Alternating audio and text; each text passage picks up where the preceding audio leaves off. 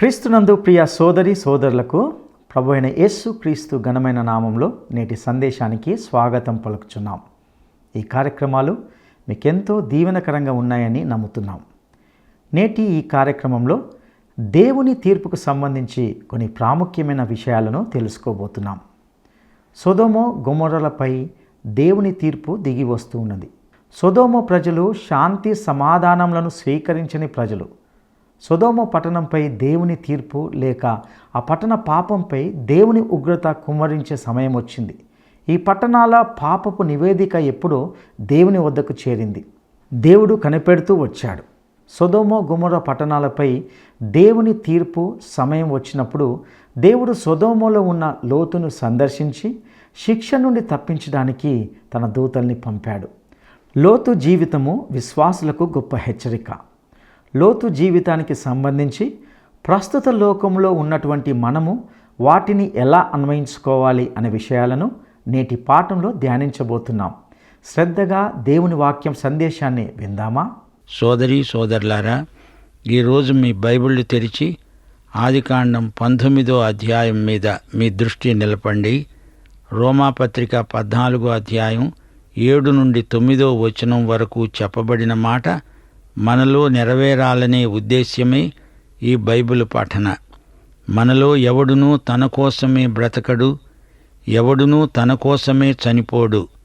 మనము బ్రతికినను ప్రభువు కోసమే బ్రతుకుతున్నాము, చనిపోయినను ప్రభువు కోసమే చనిపోతున్నాము. సరే, ఇప్పుడు ఆదికాండం 19వ అధ్యాయంలోనికి రండి. ఇక్కడ మనము చూడబోయే దృశ్యం భయానకమైనది. సొదొమ గొమొర్రాలలో జరిగిన పాపాలకు గాను ఆ జంట నగరాలకు దేవుడు కఠిన శిక్ష విధించబోతున్నాడు. అక్కడి పాపాలు విపరీతమైనవి, హేయమైనవి, ఘోరమైనవి.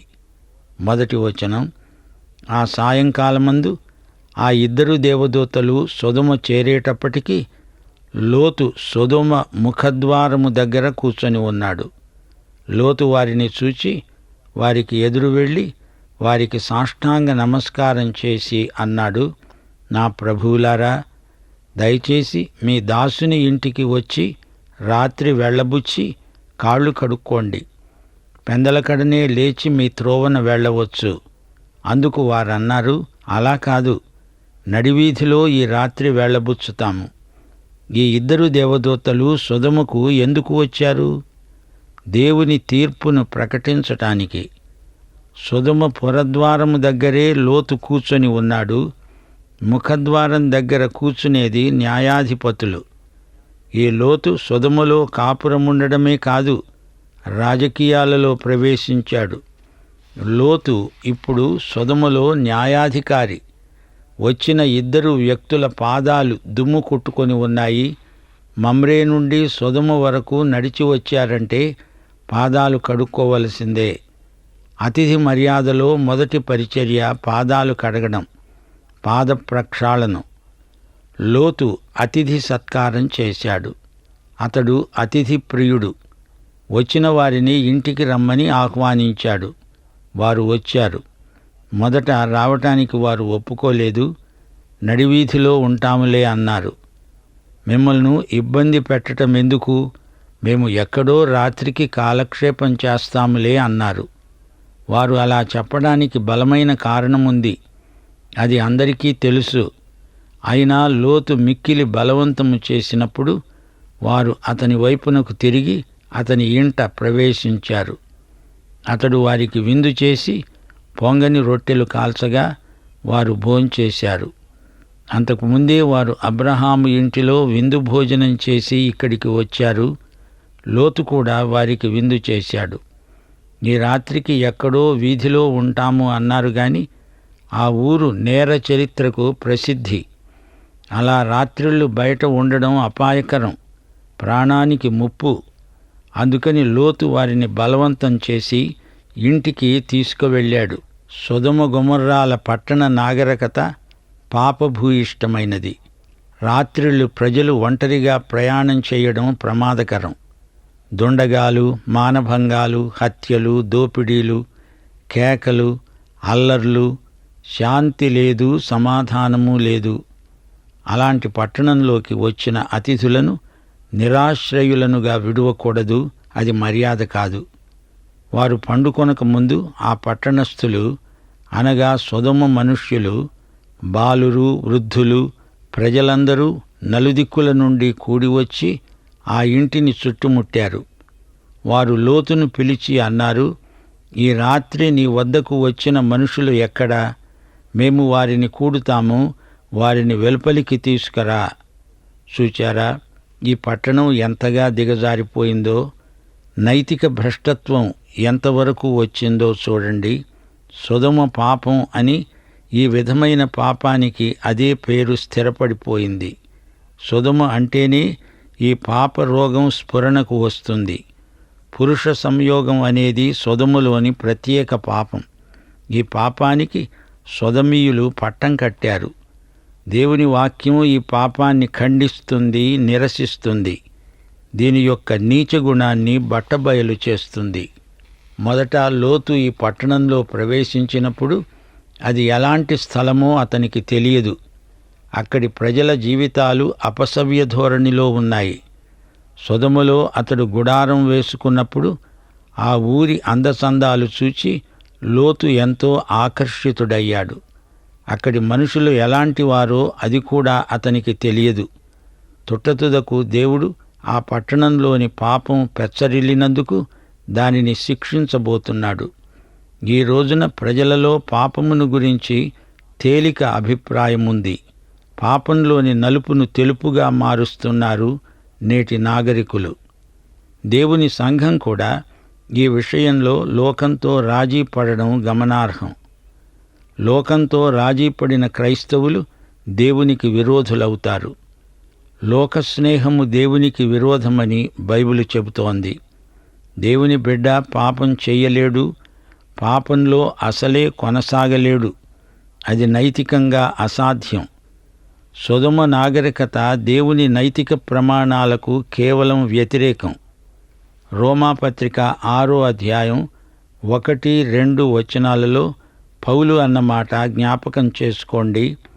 పాపం విస్తరించే చోట కృప అపరిమితముగా విస్తరిస్తుంది. అలాగని పాపమందు నిలిచి ఉంటామా? అట్లనరాదు. క్రైస్తవ విశ్వాసివై పాపములో నిలిచి ఉండడమనేది గొప్ప తప్పిదం. అది ఘోర పాపం. పాపం చేస్తూ దాని గురించి తేలికగా చులకనగా మాట్లాడడం మరీ గొప్ప నేరం. సొదొమ గొమొర్రాలలో ఇదే తంతు జరుగుతోంది. దేవుడు ఈ 2 పట్టణాలను పూర్తిగా ధ్వంసం చేశాడు. ఆదికాండంలో సంగతులు ఆ కాలానికి చెందినవి. అవి అప్పటి అభిప్రాయాలు. ఇప్పుడు మేము నాగరికులం, మాకు దేవుణ్ణి గురించి లోతైన పరిజ్ఞానం ఉంది అనుకుంటే అది కేవలం భ్రమ. దేవుడు పాపాన్ని అప్పుడు గాని ఇప్పుడు గాని క్షమించడు. యేసు పాపులకు స్నేహితుడు నిజమే కాని ఆయన వారి పాపాలను పరిహరించటానికే వారితో స్నేహం చేస్తాడు. యేసు దగ్గరికి వచ్చిన వేశ్యలు సైతం పరివర్తన చెంది మహాభక్తురాండ్రైపోయారు, పూర్తిగా మారిపోయారు.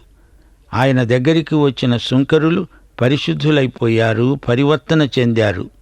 వంకర టింకర మార్గాలు సరళమయ్యాయి. క్రీస్తు దగ్గరికి వచ్చిన వారు మారటం నిజం. నీవు నేను ఎవరైనా యేసు స్పర్శ చేత పూర్తిగా మారిపోతారు. ఇది ఎంత ఆధునిక యుగమైనా నవతరమైన సొదొమ గొమొర్రా కుసంస్కృతి ప్రచారంలో ఉంది. సరే, ఇప్పుడు లోతు ఇంట్లో ఏమి జరిగిందో వినండి. లోతు వెలుపలి ద్వారము నొద్దనున్న వారి దగ్గరికి వెళ్ళి తన వెనుక తలుపు వేసి అన్నాడు, అన్నలారా, ఇంత పాతకము కట్టుకోకండి. ఇదిగో, పురుషుని కూడని 2 కుమార్తెలు నాకున్నారు. సెలవైతే వారిని మీ వద్దకు వెలుపలికి తెస్తాను. వారిని మీ మనసు వచ్చినట్లు చేయండి. ఈ మనుషులు నా ఇంటి నీడకు వచ్చి ఉన్నారు గనుక వారిని మీరేమీ చేయకూడదు. వారు నీవవతలికి పో అన్నారు. లోతుకు సొదొమీయుల సంగతి బాగా తెలుసు. ఇది అతనికి కొత్తేమీ కాదు. సొదొమలో లోతు ఎంతో కాలం కాపురమున్న మనిషి. అయితే తన ఇంట ఉన్న అతిథులకు ఎట్టి పరిస్థితిలోనూ అమర్యాద జరగకూడదు. ఈ ఇద్దరు అతిథులను సగౌరవంగా పంపించాలనే ఉద్దేశ్యంతో తనకు కీడైనా దాన్ని ఒప్పుకుంటున్నాడు. తన కుమార్తెలనే అవినీతికి బలిపెట్టాలని చూస్తున్నాడు. వారు లోతును అవతలికి పొమ్మన్నారు. పైగా వారు ఏమన్నారంటే, వీడెవడో మనలోనికి ప్రవాసిగా వచ్చి తీర్పరిగా ఉండాలని చూస్తున్నాడు. ఇదిగో, వారికంటే నీకు ఎక్కువ కీడు చేస్తాము, జాగ్రత్త అని బెదిరించారు. వారందరూ లోతు అనే ఆ మనుష్యుని మీద దొమ్మిగా పడి తలుపు పగలగొట్టడానికి సమీపించారు. లోతు రాజకీయాలలో ప్రవేశించినట్లు తెలుస్తోంది. అయితే ఆ మనుష్యులు తమ చేతులు చాపి లోతును ఇంటిలోనికి తమ వైపునకు లాక్కొని తలుపు మూసేశారు. అప్పుడు వారు పిన్నలు మొదలుకొని పెద్దవారి వరకు ఆ ఇంటి ద్వారము దగ్గర ఉన్నవారికి కనుమబ్బు కలుగచేయగా వారు ద్వారము కనుగొనలేక విసిగిపోయారు. లోతు ఇంటికి వచ్చిన అతిథులు అతన్ని కాపాడి ఉండకపోతే వారిని, లోతును ఈ ప్రజలు చంపేసేవారే. సొదొమ వారు అదే దురుద్దేశ్యంతో వచ్చారు. అప్పుడు ఆ మనుషులు లోతుతో అన్నారు, ఇక్కడ నీకు మరి ఎవరున్నారు? నీ అల్లుళ్లను, కుమారులను, కుమార్తెలను, ఈ ఊరిలో నీకు కలిగిన వారినందరినీ వెలుపలికి తీసుకురా. మేము ఈ చోటును నాశనం చేయడానికే వచ్చాము. దానిని గూర్చిన మొర యెహోవా సన్నిధిలో గొప్పది అయింది గనుక దాన్ని నాశనం చేయడానికి యెహోవా మమ్ములను పంపాడు. లోతు బయటికి వెళ్ళి తన కుమార్తెలను, పెళ్లాడనై ఉన్న తన అల్లుళ్లతో మాట్లాడి అన్నాడు, లెండి, ఈ చోటు విడిచిపెట్టి రండి. యెహోవా ఈ పట్టణమును నాశనము చెయ్యబోతున్నాడు. లోతు తన అల్లుళ్ల దృష్టికి ఎగతాళి చేసేవాని వలె కనిపించాడు. చూచారా, లోతు ఎలాంటి దయనీయ స్థితిలో ఉన్నాడో. ఈ దుర్మార్గాన్ని ప్రతిరోజు చూస్తూ అది చెడుగు అని తెలిసినా దాన్ని నిరోధించడానికి ఎట్టి ప్రయత్నమూ చేయలేదు. ఉదాసీనంగా చూస్తూ మనస్సును నొప్పించుకుంటూ కాలం గడిపాడు. కొడుకులు, కూతుండ్లు ఇలాంటి పరిసరాల్లోనే పెరిగారు. నైతిక ప్రమాణాలు మంట కలిసిపోయాయి. తీరా ప్రభువు ఈ పట్టణాన్ని విడిచి బయటికి రమ్మంటే అల్లుళ్ల దగ్గరికి వెళ్ళి ఈ సంగతి చెబితే వారు ఈయనను చూచి పకపక నవ్వారు. ఏదో వేళాకోళానికి ఇలా అంటున్నాడులే అనుకున్నారు. లోతు దేవుని చిత్తము నుండి వైదొలిగాడు. లోతు సాక్ష్యం కాస్తా పోయింది. ఇప్పుడు తను దేవుణ్ణి గురించి ఏమి చెప్పినా అది ఏదో తమాషా అనిపిస్తోంది. అతని మాటలు వారు నమ్మటం లేదు. లోతు బొత్తిగా లౌకికుడై బతికి ఇప్పుడు దేవుడు దేవుడు అంటే అతని అల్లుళ్లకే నమ్మకం కుదరటం లేదు. ఇక బయటి వాళ్ళు ఎలా నమ్ముతారు? ఇంట గెలిచి రచ్చగెలవాలి. అంత పెద్ద పట్టణంలో అన్నాళ్లు ఉండి పట్టుమని 10 మందిని కూడా రక్షించలేకపోయాడు లోతు. ఈ రోజున కూడా ఇదే సూత్రం పనిచేస్తోంది. నీవు ప్రజాసామాన్యము యొక్క అంతస్తుకు దిగి మాట్లాడితే ప్రజలు నీ మాటలు నమ్మరు, ఎవరూ రక్షించబడరు. ఇది నిజం. లోతును గురించి భక్త పేతురు చెప్పిన మాటలు ఎంతైనా సహేతుకమైనవి. 2 పేతురు 2వ అధ్యాయం 6 నుండి 8వ వచనం వరకు. దేవుడు సొదొమ గొమొర్రాలు అనే పట్టణాలను భస్మము చేసి ముందుకు భక్తిహీనులైన వారికి వాటికి దృష్టాంతముగా ఉంచడానికి వాటికి నాశనము విధించి దుర్మార్గుల కామ వికారయుక్తమైన నడవడి చేత బహు బాధపడిన నీతిమంతుడైన లోతును తప్పించాడు. ఆ నీతిమంతుడు వారి మధ్యను కాపురముండి తాను చూచిన వాటిని బట్టి, వినిన వాటిని బట్టి వారి అక్రమమైన క్రియల విషయములో దినదినము నీతిగల తన మనస్సును నొప్పించుకుంటూ వచ్చాడు. తీరా అతడు పట్టణాన్ని విడిచిపెట్టవలసి వచ్చినప్పుడు అతనితో ఎవ్వరూ రాలేదు. తన భార్య, 2 కూతుండ్లు మాత్రం ఎలాగో బయలుదేరి వచ్చారు. శోచనీయం. 15-16 వచనాలు. తెల్లవారినప్పుడు ఆ దూతలు లోతును త్వరపెట్టి, రా, ఈ ఊరి దోషశిక్షలో నశించిపోకుండా నీ భార్యను, నీ 2 కుమార్తెలను తీసుకొని రా అన్నారు. అతడు తడవు చేశాడు. అప్పుడు అతని మీద యెహోవా కనికరపడడం వలన ఆ మనుష్యులు అతని చేతిని, అతని భార్య చేతిని, అతని 2 కుమార్తెల చేతులను పట్టుకొని వెలుపలికి తీసుకుని వచ్చి ఆ ఊరి బయట ఉంచారు. ఇంత జరిగినా అతడు దైవజనుడే. మనకు ఆదికాండం ఒక్కటే గ్రంథం ఉంటే అసలు ఈ లోతు నిజంగా రక్షించబడినవాడేనా అని అనుమానం వేసేది. ఏమంటారు? పేతురు రాస్తూ, లోతు దైవజనుడే, రక్షించబడినవాడే, అతనిది నీతిగల మనస్సు, అతడు నీతిమంతుడు అన్నాడు. గనుక మనకు అర్థమవుతోంది, అబ్రహాము వెంట ఎన్నో సంవత్సరాలు తిరిగాడు. లోతు దేవుని యందు విశ్వాసముంచాడు, బలులర్పించాడు. దేవుడు లోతును కనికరించాడు. ఇక్కడ దేవుణ్ణి వెంబడించాడు. సొదొమ గొమొర్రాలపైకి వచ్చిన దోష శిక్ష నుండి తప్పించుకున్నాడు. ఆ దూతలు వెలుపలికి వారిని తెచ్చినప్పుడు దేవుడు అన్నాడు, నీ ప్రాణం దక్కించుకోవాలంటే పారిపో. లోతన్నాడు, ప్రభూ, అలా కాదు. ఇదిగో నీ కటాక్షము నీ దాసుని మీదికి వచ్చింది. నా ప్రాణమును రక్షించుట వలన నీవు నా ఎడల కనపరచిన నీ కృపను ఘనపరిచావు. నేను ఆ పర్వతానికి తప్పించుకొని పోలేను. ఈ కీడు నాకు సంభవించి చచ్చిపోతానేమో.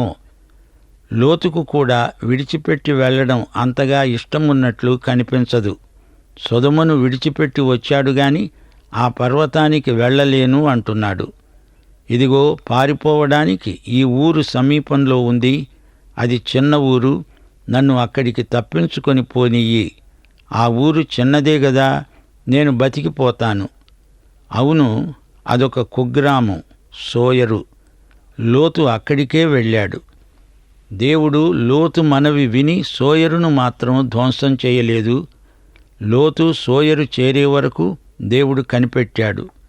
లోతు సోయరుకు చేరేసరికి ఆ దేశంలో సూర్యోదయమైంది.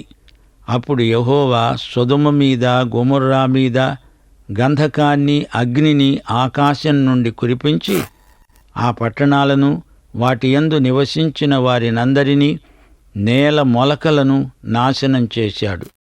అయితే లోతు భార్య అతని వెనుక నుండి తిరిగి చూచి ఉప్పు స్తంభమైంది.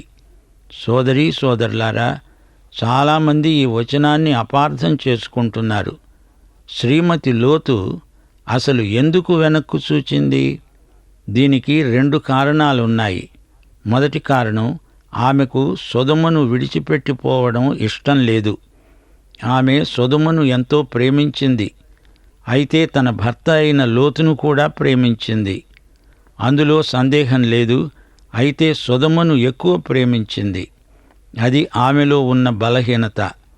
ఆమె సొదొమలో ఉంటూ అనేక వ్యాసంగాలు పెట్టుకున్నది.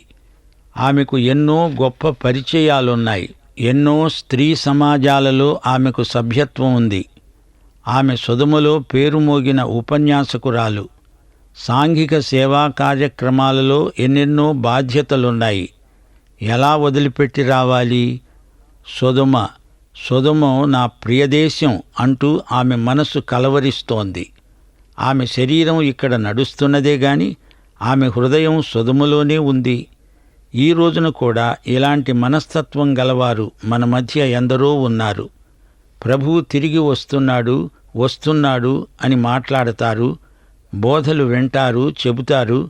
కాని ఆయన వస్తాడు అనే తీవ్రత వారి వైఖరులలో, పనులలో కనిపించదు. ఆదివారం ఉదయం ఇల్లొదిలిపెట్టి రారు.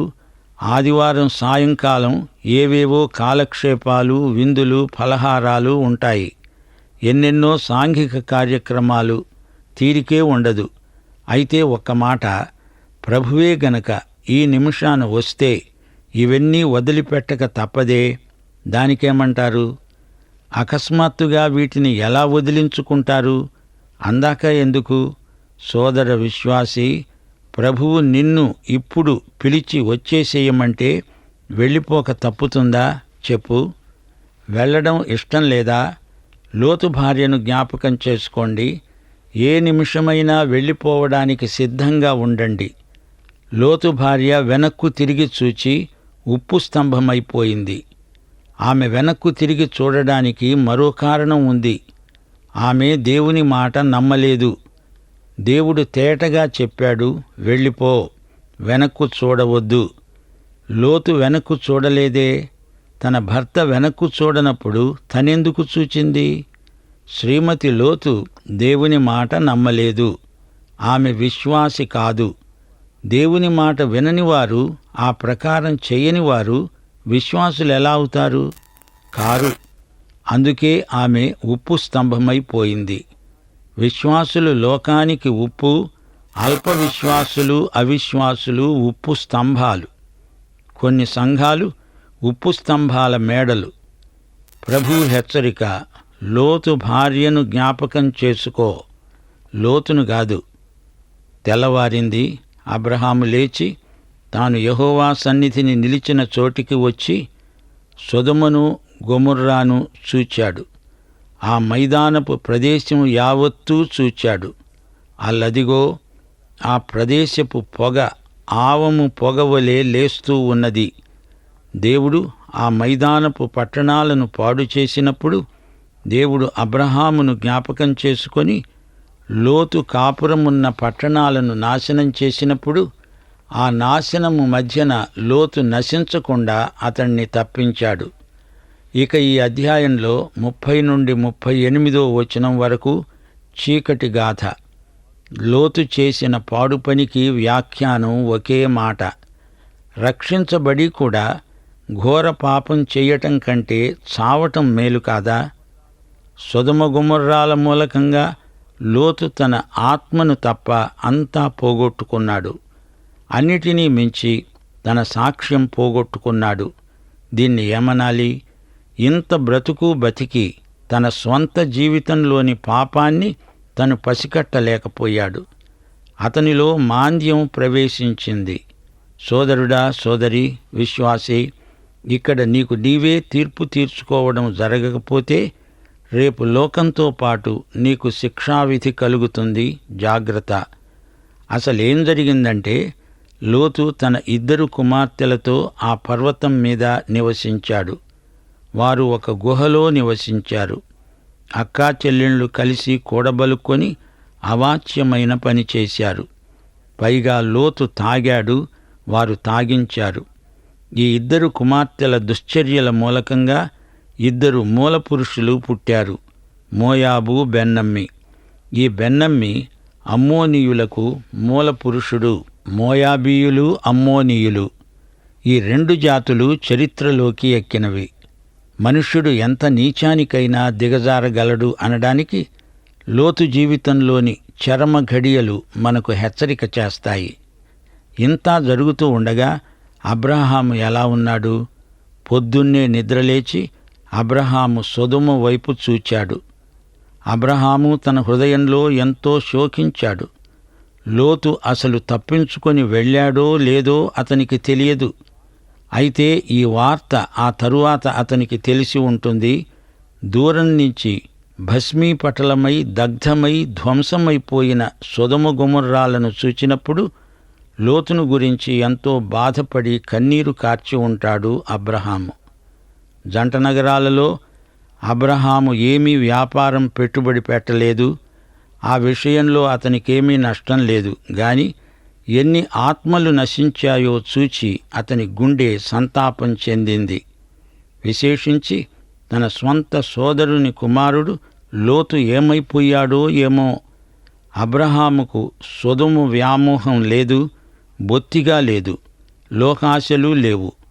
1 యోహాను 2:15 మనకెంతో అవసరమైన వచనం. లోకములో ఉన్నదంతా అనగా శరీరాశ, నేత్రాశ, జీవపు డంబం తండ్రి వలన పుట్టినవి కావు. అవి లోక సంబంధమైనవే. అబ్రహాముకు ఇవేవీ లేవు. అతని ఆధ్యాత్మిక శీలం ఎంతో ఆదర్శప్రాయమైనది. ముగింపులో మీకు ప్రాముఖ్యమైన కొన్ని హెచ్చరికలు చేయగోరుతాము. చరిత్రాత్మకమైన పాఠాలు మనకు సొదొమలో ఎన్నో దొరుకుతాయి. లోతు సొదొమను చూచి మరులుగొన్నాడు, దానికి ఆకర్షితుడయ్యాడు. శ్రీమతి లోతు తన భర్తను మించిపోయింది. సొదొమ రుచి ఆమెకు బాగా వంటబట్టింది. అయితే దేవుని దృష్టిలో సొదొమ పాపభూయిష్టమైనది. దేవ వ్యతిరేక విధానాలకు సొదొమ పుట్టినిల్లు. పలు రకాల పాపాలకు సొదొమ కేంద్రం. రోమాపత్రిక 1వ అధ్యాయమంతా 18వ వచనం నుండి 32వ వచనం వరకు సొదొమ గొమొర్రాల పాపాల జాబితా కనిపిస్తుంది. భక్తిహీనత, దుర్నీతి, అవివేక హృదయం, దురాశ, శరీర దుర్వినియోగం, అపవిత్రత, తుచ్చమైన అభిలాషలు, స్వాభావిక విరుద్ధమైన లైంగిక అభ్యాసాలు, పురుష సంయోగం, కామతప్త వైఖరులు, భ్రష్ట మనస్సు, దుష్టత్వం, లోభం, ఈర్ష్య, మత్సరం, నరహత్య, కలహం, కపటం, వైరం ఇవన్నీ సొదొమ గొమొర్రాల జీవిత విధానాన్ని చూపే పెద్ద జాబితా. అక్కడి మనుషులో కొండెగాండ్రు, అపవాదకులు, దేవద్వేషులు, హింసకులు, అహంకారులు, బింకాలాడేవారు, చెడ్డవాటిని కల్పించేవారు, తల్లిదండ్రులకు అవిధేయులు, అవివేకులు, మాట తప్పేవారు, అనురాగరహితులు, నిర్దయులు. సోదరీ సోదరులారా, వీటి నుండి, సొదొమ నాగరికత నుండి, గొమొర్రా సంస్కృతి నుండి పారిపోండి. అదుగో పరిశుద్ధ పర్వతం, దానిమీదికి పదండి. సొదొమ గొమొర్రాల శిథిలాల నుండి మనం పాఠం నేర్చుకోవాలి. సోదరీ సోదరులారా, పాపాన్ని సహించకండి. పాపశక్తి దుష్టశక్తి, దానితో చెలిమి చేయకండి. పాపమును ఎదిరించి రక్తం కారేటంతగా పోరు సలపాలి. ఈ రోజున పాపమనే సమస్యకు పరిష్కారం యేసు రక్తం. పాఠం ఇంతటితో సమాప్తం. దైవాశీస్సులు. ఆమేన్. ప్రియులారా, ఇంతవరకు విన్న సందేశం ద్వారా మీరెంతగానో ఆశీర్వదించబడ్డారని నమ్ముతున్నాం. లోతును రక్షించడానికి దేవదూతలు వచ్చారు. సొదొమ పట్టణ పురుషులు, యవనస్తులు, బాలురు వారిని చుట్టుముట్టి తమ భ్రష్ట సాంప్రదాయ ప్రకారము దేవదూతలను సైతము దుర్వినియోగం చేయడానికి ఉపక్రమించారు. లోతు వారిని ఆయా విధాలుగా వారిని బతిమిలాడుకుంటూ తన కూతుళ్లను సైతము అప్పగించడానికి ప్రయత్నించాడంటే వారెంతటి బలాత్కారులనేది అర్థం చేసుకోగలం. నేటి ప్రపంచ సమాజాలలో ఇట్టి పాపం విస్తరిస్తుంది, ఆమోదించబడుతుంది. అంత మాత్రం కాదు, గొప్పగా దానిని ఎంచుకుంటూ ఉన్నారు. అబ్రహాము ఆ పట్టణాల కొరకు ఎంతో ప్రార్థన చేశాడు. అతడు చేసిన విజ్ఞాపన కొద్దీ అందులో ఉన్న నీతిమంతులు ఎవరినైనా కాపాడాలని దేవుడు కూడా ఆశించాడు. కానీ దేవుడు రక్షించడానికి లోతు కుటుంబం ఒక్కటే మిగిలి ఉంది. ప్రియ సహోదరి సహోదరులారా, లోతు ఇంకా ఆలస్యం చేస్తున్నాడు. దేవుడు అతనిపై కనికరపడటం వల్ల దేవదూతలు అతనిపై జాలిపడి కనికరం చూపించారు. ఇక లోతు ఎన్నో విధాలుగా తన అల్లులను ఒప్పించడానికి చూసినా లాభం లేకపోయింది. తన భార్య కూతుళ్లను మాత్రము బయటికి తీసుకుని రాగలిగాడు. లోతు భార్య అవిశ్వాసిగా ఉప్పు స్తంభమైంది. విశ్వాసులు లోకానికి ఉప్పైతే అవిశ్వాసులు ఉప్పు స్తంభాలు. వీరు లోకానికి ఆకర్షితులయ్యారు. శరీరాశ, నేత్రాశ, జీవబ్డంబం లోక సంబంధమైనవి. ఇవి గతించిపోతాయి. దేవుని చిత్తం జరిగించువాడు నిరంతరం నిలుస్తాడు. లోతు జీవితాన్ని ఒక హెచ్చరికగా తీసుకొని జాగ్రత్త పడాలని కోరుకుంటున్నాం. అట్టి కృప దేవుడు మనందరికీ దయచేయునుగాక. దైవాశీస్సులు.